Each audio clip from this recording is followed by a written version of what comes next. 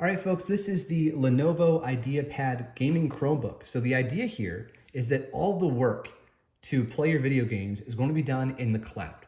So what you have is, for a 16-inch device, a pretty thin and lightweight laptop. It's affordable, but the components and the materials are not the highest quality. So for example, you have a plastic chassis, not aluminum.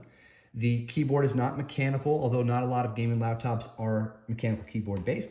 The trackpad is totally fine, but it's not like giant or anything like that. The speakers are not going to blow you away. They're pretty soft. And the overall just design is a carbon copy of other Ideapads out there. Like, it's kind of hard to distinguish this from other low-cost Ideapads. But for at $600 price point, like, think about if you have a kid, a nephew, right, or a niece or something. You want to buy that kid a gaming laptop. Well, you're not going to likely drop $2,000 on a Legion 7, right? Or build that kid a desktop and then grab a 4080 or a 4060 or a 3070 or a 2080, right? Like any high-end car from the last couple of generations, that's a pretty expensive proposition, right? So for $600, you have this like all-in-one, decent, solid, in a way it's more kid resistant than an aluminum-based chassis, and it's not super heavy so that kid can carry it around. It's 4 pounds, it has decent IO, and you just subscribe for $10 a month to something like GeforceNow, or maybe that kid already has an Xbox, or you get that kid Xbox Cloud Gaming, you know, another $10 a month or whatever, and bam, like that kid now has access to a 4080, which is capable of 4K 120, but all the processing work is done in the cloud. Now, this is going to come with its own challenges. So, for example, you got the additional costs I already laid out, but also, how do you set all that up? And then how do you maintain it? And the fact, like with GeforceNow, which this comes with 3 months of GeforceNow Ultimate, well, you got to connect the accounts, and then you got to buy the games, and they've got to be supported on xCloud or GeforceNow rather. Like, there are a bunch of challenges there, but let's just put those aside for a moment, because I think this is a conceptually cool idea. And it reminds me of the Logitech G Cloud, which is a handheld gaming device around $300. Same idea. Like, you can play Android games on it, just like you can play Chrome and some Android games on this. But the real gaming, like the target audience, they want to play Midnight Suns, and they want to play Final Fantasy 15, right? They want to play true hardcore games. Well, the processing is done elsewhere. So the battery life is really good, but you got to have a good internet connection, and you got to be ready for it, right? You can't just take this anywhere and think it's always going to work no matter what. You got to be well prepared, know where you're headed. So, okay, enough preamble. Let's dive into this. So this chassis is made out of plastic. It's kind of rounded with a wedge design here. I don't mind the design. I don't mind the roundness. I just don't like the material. It is plastic, and this rough, I just don't like the way. I don't like doing that. It just doesn't feel good. Okay, so we have USB-A, USB-C, and a Kensington lock. On the other side, you have another USB-C with the power indicator, charges over USB-C, USB-A headphone jack, and a micro SD card reader. Now, I don't know the logic of the micro SD card reader, but that's cool that it's there. I mean, it's $600. It's there. That's awesome. No ports on the back. The back is the thickest point. And in the front, you have not exactly a lip, right? But there's just an opening here, right? So you know where to put your finger. Now, I haven't worked the hinge enough, but I do think over time it will become a one-hand open, but for now, it is not. Okay, so the display is a WGQ-XA or WXGA. It's a good display, 1600p. It gets plenty bright, especially for a $600 device, and looks good. Supports up to 120 frames per second. So I'm not much of a Chromebook user. I mean, we have Chromebooks around the house for the kids, but they mostly use their iPads. So don't expect me to show you any settings or anything like that, but I will explain one important setting to you.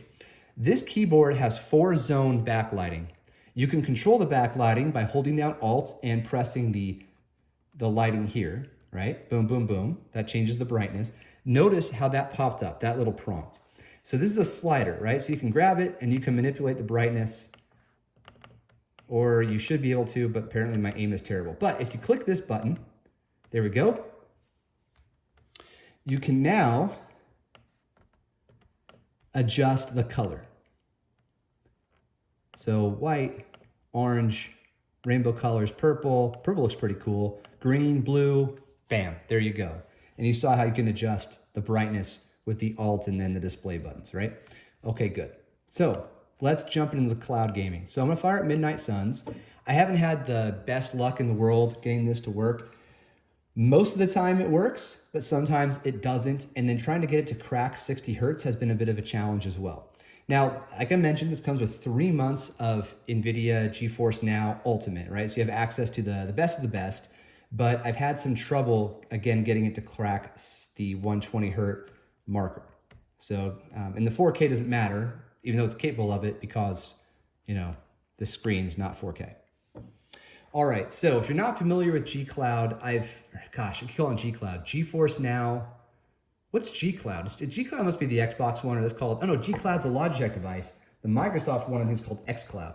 But anyway, if you're not familiar with cloud-based gaming services, effectively the way it works is you have access to a virtual environment where your games are loaded, or games that you want to play are loaded in the case of Xbox, and nothing it resides on your machine. So you don't have to worry about storage too much. I mean, I'm sure there's some file swapping going on, but you know, as it downloads content, but it's not permanent. So this device doesn't need to have a 2 terabyte or a 1 terabyte SSD or a super fast SSD.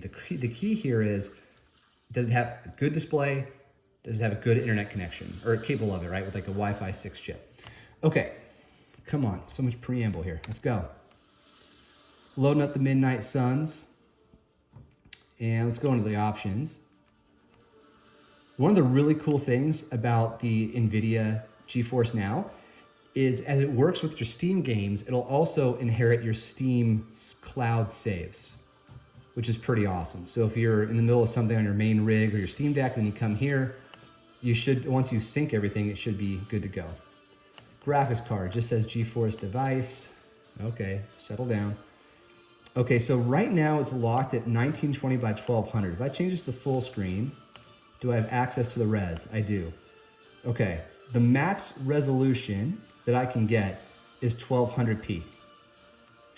So that must be, this model must be the 1920 by 1200. The reason I don't have a solid answer on the resolution is that this is Chrome OS, and I don't really know how to navigate Chrome OS settings to validate the resolution of the screen. I'm not even kidding.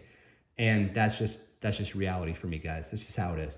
All right, let's get into it. So I normally play this game with a keyboard and mouse. I don't have a mouse on me, so we're gonna be using trackpad. I will not go into combat for that reason. I don't wanna look like a total loser. Okay, so right now it looks really good. I'm at 60 frames per second. And I will give some props to this display. It gets bright enough. And again, I'm on battery power here. Also, this is really a nice matte finish. You don't have to worry about glare too much. I've got lights behind me, surrounding me, and I'm not really seeing anything in terms of glare, so that's cool. So the things to look out for when you're playing a game like this, or any game using a cloud service, is compression and missing frames. Now, in all honesty, this is my second take on doing this video. The first one, I just didn't like the way it came out. So in the first video, there was more stuttering and there were more lost frames. Right now, this is perfectly smooth at 60 Hertz. Now, again, the screen is capable of 120.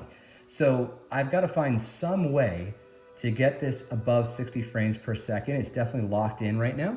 And that might be inside the NVIDIA settings, or it could be in the game settings. It could be in the notebook settings. I'll play around with it and figure it out. If anybody knows, just drop it in the comment. Not really for my benefit, because this is a review unit that has to go back, but for the review, for the benefit of others who are watching this video. Okay, let's open this thing up and see how it does. Perfectly smooth. I mean, absolutely zero problem. So I played 60 hours of this game on a Legion 7 laptop that has a 3080 GPU unit. And this is perfectly smooth at 60. And in fact, when I was playing the game, I wouldn't get 60 at epic settings, but of course I was running it at a higher resolution, and I get like 35 to 45 frames per second. This is a consistent 60. It is 1200p, but still looks really nice. And definitely a fan of what this brings to the table, this whole like cloud gaming concept. So I'll pause here. This is a cool device at $600 if you're willing to also pay the subscription for the cloud gaming services that are available. And if you're also then willing to purchase the games, synchronize them, hopefully, with your cloud service. I say hopefully because not every game that you buy is going to work on GeForce Now. And go through all those additional costs just to have something that the unit itself is less expensive. So I can see the graph in my mind, right? There is a point at which you break even, right? So you spend $600 on this, you pay for the subscriptions, you buy a handful of games, and now you're at $2,500. The alternative is, at least in my scenario, you go to Best Buy, you pick up a Legion laptop for $2,500, which is actually more than they cost, but let's just say you get the top one, $2,500 on sale, nice deal, the 3080 in it, or a 4070, I guess is what's coming next, 4080, and you buy your games, but you're not paying the subscription fees, right? You're not gambling on whether or not it'll work. But you got to keep it plugged in when you're using it. You don't get to, take this and tote it around, and that laptop's going to be 5 pounds, maybe more, instead of 4 pounds, right? So all these are points of consideration. Now, for my money, I'm in a different spot than everybody who's watching this, right? In my position, I buy the Legion 7. That's the way I go. I do like the cloud streaming, but I like it better in a handheld. My testing of the G Cloud has been mostly positive. And I'm a Steam Deck owner, so I'm fully aware that I can do all this streaming on the Steam Deck, and I'm fully aware that the Steam Deck itself is a better value than the G Cloud. But I just want to say, for my testing, and I bought it myself, it wasn't sent to me by Logitech, I do like what the G Cloud has to offer because of the cloud streaming with Xbox and with GeForceNow. So that aside, this is the gaming Chromebook. All right, I want to see more of these. I want to see them with an aluminum chassis, with a brighter display, a sharper image if possible, maybe a 4K 120 to match what the GeForceNow can offer. And you know what? Hey, package it all up. Get me GeForceNow subscription, and for a little bit more every month, get me the laptop. And let me subsidize the laptop over the course of 2 years with the GeForceNow subscription. And every 2 years, let me trade it in so I can get a more relevant machine. Maybe it's every 3 years, right? Because these things should not depreciate in terms of capability as quickly as a laptop with a discrete GPU. Anyhow, let me offload some of that cost amortized over a few years and really buy into the idea of cloud streaming. And hey, throw in some free games. I don't want to have to buy every game and then also pay a subscription fee. Hook me up here. NVIDIA, Lenovo, get together, talk this thing out. I like this idea. I just am not entirely sold on this exact value proposition. So I hope you guys found this helpful. I know it's a little different than my other videos, but hey, drop a comment. We'll talk it out. All right, cheers, folks.